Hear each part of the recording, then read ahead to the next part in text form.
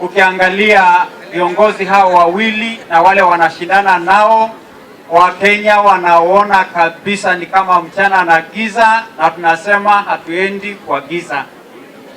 Mara kwa mara nimesema jamii hii, jamii ya Maa na watu wa Kajiado, hatuko katikati kisiasa, haijulikani mahali tuliko.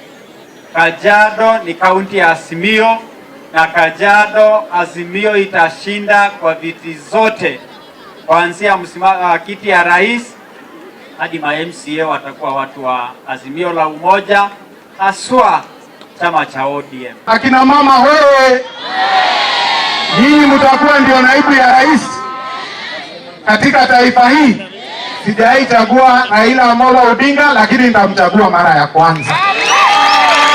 Na huyo mama hata niliona wengine wakitusi kwa social media. Na niwaambie Martha Karua ni mama ambaye amepandisha game kwa hii nchi. Alikuwa minister wa Justice and Constitutional Affairs na ameweza kuweka hii nchi laini. Pia ni mama wa heshima, he is a reformist. Na kutusi yeye ni kama kutusi hii nchi ya Kenya.